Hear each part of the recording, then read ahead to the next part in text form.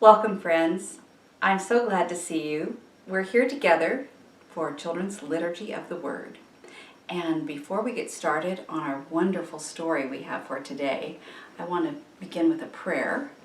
And I pulled out the book that we've been using a lot this year, Common Prayer for Children and Families. And I found a prayer called Joy. So listen while I read the prayer Joy and pray with me. Rejoice, rejoice.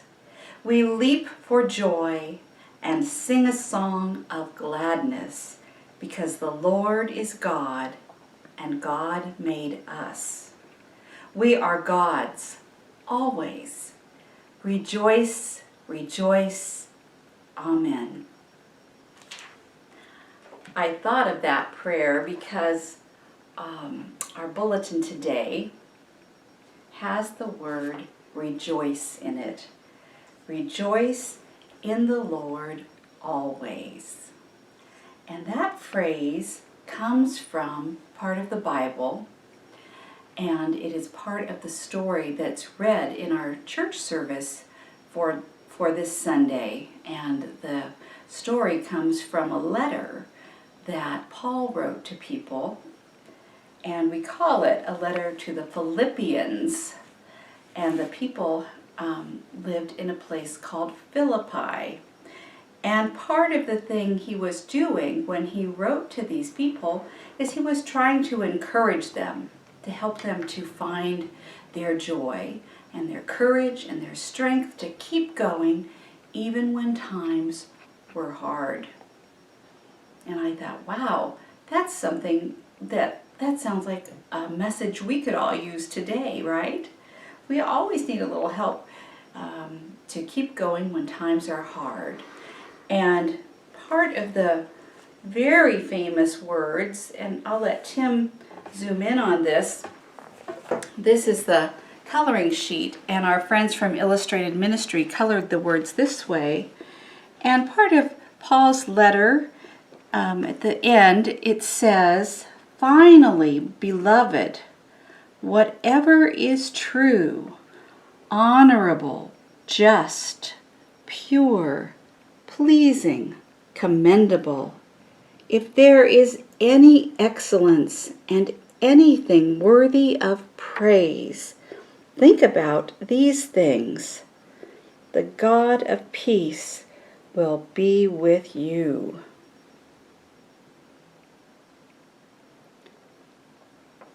In times of hardship, it might be easy to think about the things that are hard and not the things that are good and true. But Paul wants us to hold on to all of the goodness we can and to remember that God is with us, and God's Spirit can help bring us peace even when times maybe are tumultuous, which means a little bit rocky or uncertain. We're not quite sure how things are going to always work out. So if you have a chance to print off a coloring sheet, you can color that in any way that makes you happy. And you can do the same with your bulletin. Rejoice in the Lord always. I think there have been a lot of songs and hymns written that use the word rejoice, which is to give praise and to be joyful and just let it flow out of your body in song and word and action. So I'm going to set our Bible aside. You can see from how our Bible is a really big, thick book, and you can see how far into the Bible is that letter that Paul wrote to the Philippians. So it's toward the end of our New Testament. This comes after the whole story of the life and death and resurrection of Jesus. And then Paul and all of Jesus' friends who did their very best to spread the word of God's love in the world. That comes after that. So I'm going to put this aside. Make sure I've told you everything I wanted to tell you about that. And I want to move on because we have a very, very special book today. Can you see this cover? Sometimes People March by Tessa Allen. Now, do you notice that this book doesn't say written by Tessa Allen and illustrated by someone else? It just says by Tessa Allen, and that's because Tessa wrote all of the words and did all of the beautiful illustrations, the pictures in the book. So we're going to hear this story, and instead of me reading you the story, I've asked Tessa's niece, Clementine, to read us the story. And so we'll look at the story on Kindle and hear Clementine narrate the story for us. And then we can come back and look at this beautiful book. This book is just very newly published. That means it's just come out into the world in this way for us to read it and enjoy it and think about it. So let's listen together as Clementine reads, Sometimes People March. Sometimes People March by my auntie, Tessa Allen. For my family, who have always encouraged me to be feisty and curious. Sometimes ants march. Sometimes bands march. Sometimes people march. Marching is something people do together when they want to resist injustice. Protest parade children on 57th Street. Or when they notice the need for change. People march for many reasons. People march for the things they care about. And people they love. Welcome home. People march for the health of their bodies and their communities and the world. Protect water. People march for the freedom to love and learn and live. Sometimes people carry signs to share their stories of resistance. Votes for women, climate justice now, Black Lives Matter. Act up, fight back. March for our lives. People resist in many ways. Show me what democracy looks like. Sometimes people resist with their voices.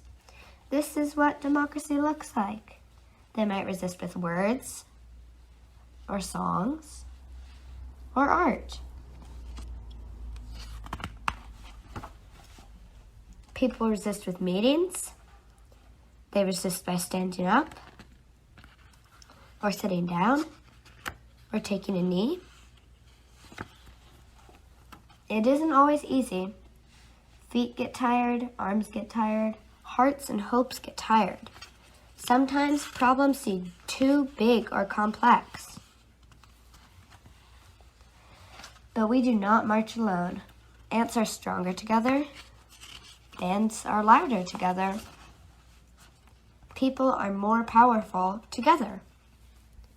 Sometimes from feelings or fear or anger or injustice comes the hope for change. Hope. Sometimes great change starts small, with a brave question. Maybe your question, a question that calls people together. And together, we find the courage to march. The next 2 pages have moments, marches, and key figures in the art.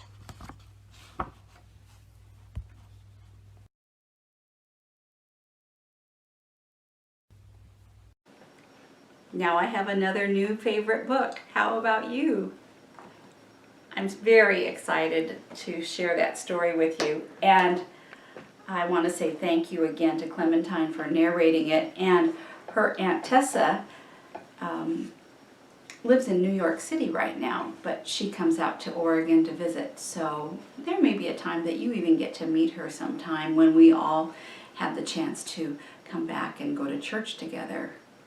But for now, I want to say, let's just take a quick look at something. At the very end of the book, there were lots of words, and these are descriptions of all of these different pictures and illustrations that Tessa included in the story about all the different ways that people have raised their voices and shared their ideas to help make change in the world, things that they felt were important to make life better and more fair for people. And I wanted to go back to another picture. I can't decide which page is my favorite. There are so many good ones.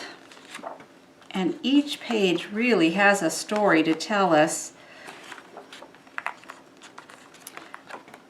This is the one I wanted to show you. This illustration says, "Votes for Women."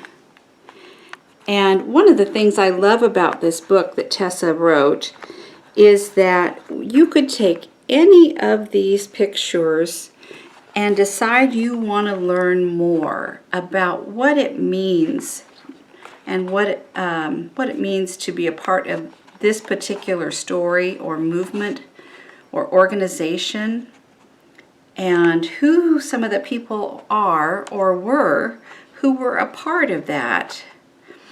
This Votes for Women caught my attention because this year we are celebrating the 100th anniversary of women having the right to vote in our country.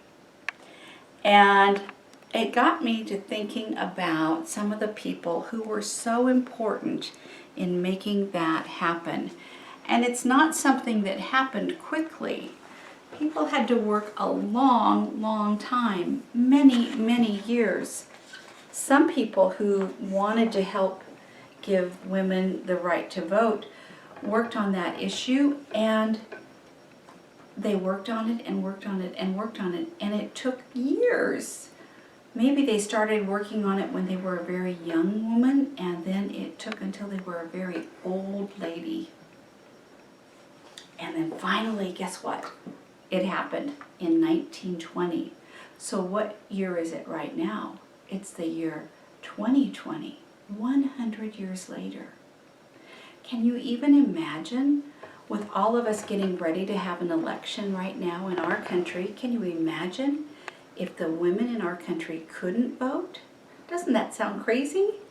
Well, there was a time when that's the way it was, and people had to work really hard to make a change so that everyone's voice mattered and got counted. I found another story that goes along with that idea about who it was who worked so hard to make changes, and I'm sure that these people in this story did some marching because it was a big thing. And you might see some old movies sometimes, and you'll see lots of ladies wearing their white dresses marching down the street. Well, I have a very special story that's on my computer again, and it's a little movie. And it's a movie about two people, Susan B. Anthony and Frederick Douglass. Now, let me see. I'm going to have Tim hand me some pictures. I forgot to get my pictures ready. We're going to see the movie about these people, but I'm going to show you two pictures that I have that we can look at right now, and then we'll watch the movie. But these are pictures of what they really looked like in real life. Frederick Douglass, a very elegant man, and Susan B. Anthony, a very elegant and serious looking woman. I think she always looked like she had a lot she was thinking about, both of them. They became good friends, and they were friends for over 45 years. What a long time.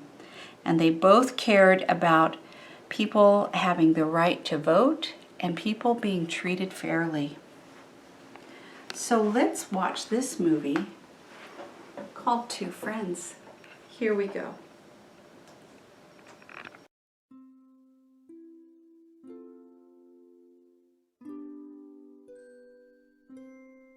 Two friends, Susan B. Anthony and Frederick Douglass.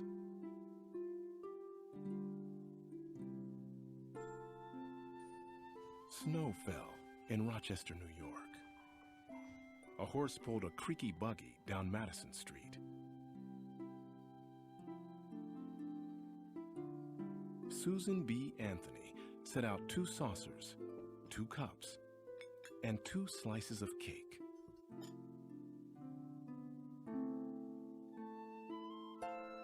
Frederick Douglass arrived for tea.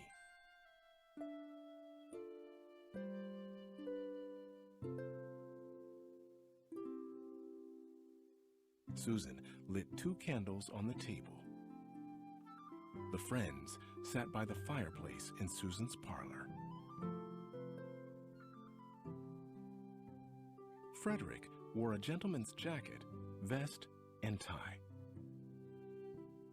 Susan wore a kind of pants called bloomers. She liked them better than the heavy dresses women were supposed to wear. Those dresses made it hard to get things done, and Susan had many things to do. As a girl, Susan wanted to learn what boys learned, but teachers wouldn't let her. Girls didn't need to know about important subjects, people said. They should grow up to raise children, and that's all. Susan's mother couldn't vote, or own a house, or go to college. Few women could. Susan wanted something more. She read about rights in the United States. The right to live free. The right to vote. Some people had rights, while others had none. Why shouldn't she have them too? Here, in the first paragraph of the Declaration, Susan taught herself to give speeches. Assertion of the natural right of all to the ballot. For how can the consent of the governed be given? Some people liked her ideas about rights for women. The right to vote be denied. Forget convention. Others didn't. Outrageous!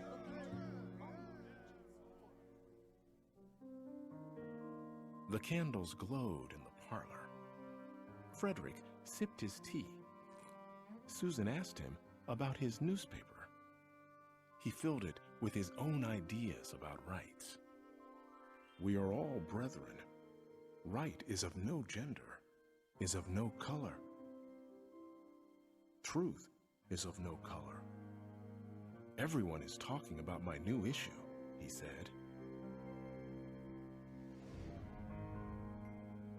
Frederick grew up as a slave in the South. Slaves had to do everything the master said.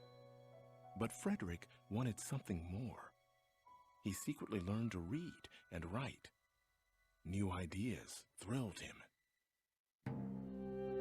We, the people, in order to form a more perfect... Frederick read about rights in the United States. The right to live free, the right to vote.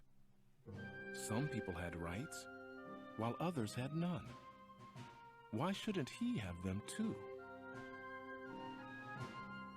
Where justice is denied, where poverty is... Frederick escaped from his master and headed north.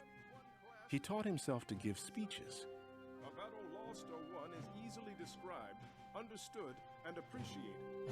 But the moral growth of a great nation... Some people liked his ideas about rights for African Americans. Society is an organized...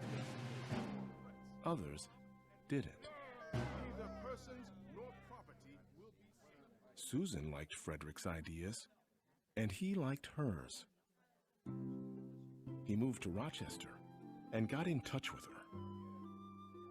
They promised to help each other so one day all people could have rights.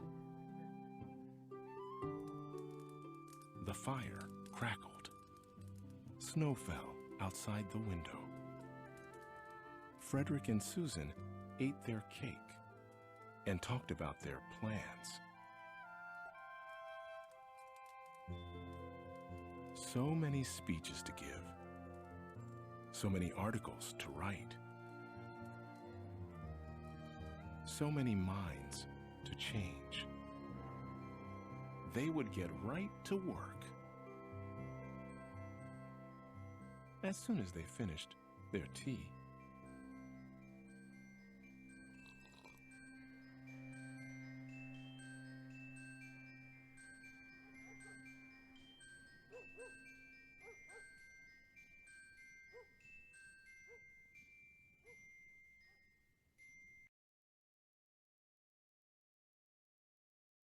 The soul that is within me, no man can degrade. Independence is happiness. Once you learn to read, you will be forever free. Suffrage is the pivotal right. What to the slave is the 4th of July? Failure is impossible. It is easier to build strong children than to repair broken men. There will never be complete equality until women themselves help to make laws and elect lawmakers. Man's greatness consists in his ability to do and the proper application of his powers to things needed to be done. It was we the people, not we the white male citizens, nor yet we the male citizens, but we the whole people who formed the Union.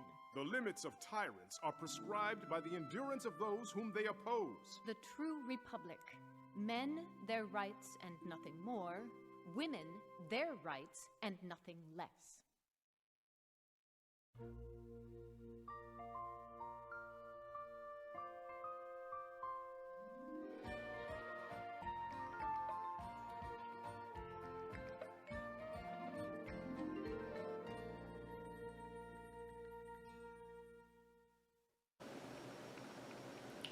Two friends, Susan B. Anthony and Frederick Douglass. I think that's a wonderful story to know about. It makes me want to learn more about both of them, what they did individually and what they did together.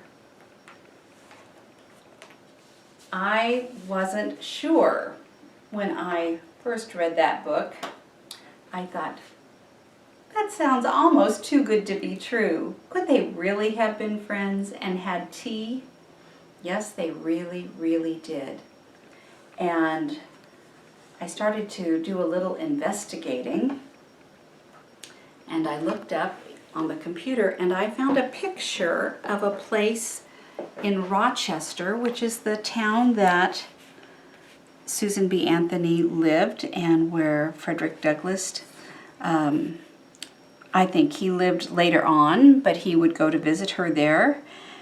And there's a place now called the Susan B. Anthony Square.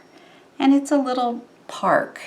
And look what they have. They have a big statue, actually, of each of them. There's Frederick Douglass. There's Susan B. Anthony. And what are they doing? They're having tea. So this public art in the park commemorates or helps us to remember the wonderful friendship that they had and the way that they worked so hard to help bring about more fairness and more opportunity for both men and women, black and white. And I thought I would show you a couple more pictures. So if you wondered what Frederick Douglass might have looked like when he was a younger man, here's a picture. He's still a grown-up in this picture, but he's a younger man. And here you can see he's a much older man. His hair has turned quite gray, almost white in this picture. And I found a couple of pictures of Susan B. Anthony. And here she is at her writing desk.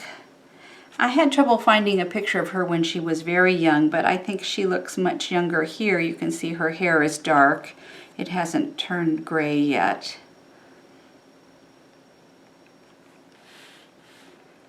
So there's all kinds of information that you can find from the library or from the computer if you are interested in learning more about these two very special people.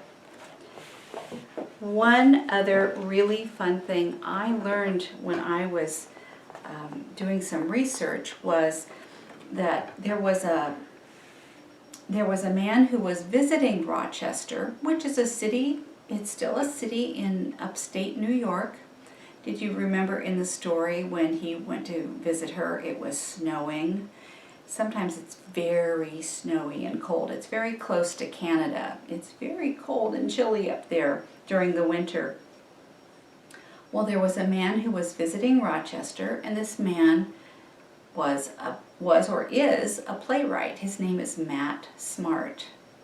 And he went to Rochester and saw these statues of Susan B. Anthony and Frederick Douglass having tea, and that captured his imagination, and it made him curious. And guess what he did? He wrote a play, and he wrote a play about their friendship, and the play is called The Agitators, the story of Susan B. Anthony and Frederick Douglass. And this play is not very old. It's only been around a few years, but it's been produced. It's been on the stage in several cities across our country. And this is a picture from a production that happened up in Seattle, Washington. And these two actors are dressed in costumes to portray Susan B. Anthony and Frederick Douglass. And this scene is from a scene in the play when they went to a baseball game together. So that's kind of fun. So this story just talks all about their friendship and the many different things they did together, the things they agreed upon, the things they didn't agree upon. Sometimes they had very different ideas about the best way to do things, but they were still friends, and so I thought that was fun. Maybe in the future, once the COVID virus is all taken care of and we can all go to the theater again, there will be a chance for us to see this play. I think that would be wonderful. So I was very excited to learn these things, and I hope that you are finding things every day that help you feel a little bit excited, something new that you've learned, or something new that you just makes you curious and then leads you on a path of learning. So we'll save these pictures for another time, but I really want to say thank you to Aunt Tessa, Clementine's aunt. She calls her Auntie Tessa. Thank you, Tessa, for writing this book and for including in your beautiful watercolor illustrations so many pictures. Let's see if we can go back and find that page.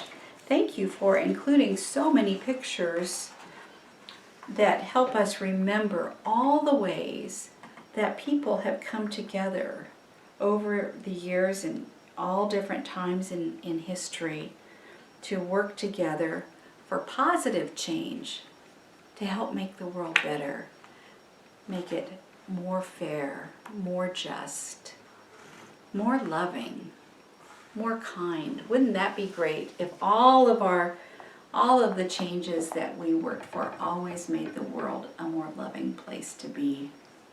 That would be wonderful. Let's go back and read these words again. These words from the Apostle Paul. And when he wrote these words, he was having a very hard time. And he still, even though he was having a hard time, he wrote a letter to try and encourage someone else. So that's the sort of thing that maybe we can even think about. Even if we're having a hard time, we still might have a word of encouragement we can give to someone else. Here's what he says. Finally, beloved, whatever is true, honorable, just, pure, pleasing, commendable, if there is any excellence and anything worthy of praise, think about these things. The God of peace will be with you. We sometimes say, the peace that passes all understanding. It means a peace of God that is so big and mysterious and wonderful that maybe we can't even understand how that can work. But God's peace can come into our heart even during tumultuous times, uncertain times, and God's peace can help us to carry on and to have the strength and the courage to do what's right. So I'm very grateful for all of the people who have come before, for people long ago like Paul and Susan B. Anthony and Frederick Douglass, and people who are alive today like Tessa and Clementine, who help bring us wonderful, important stories. I hope you have a wonderful week. I hope that you'll let your love shine and let your light shine in the world.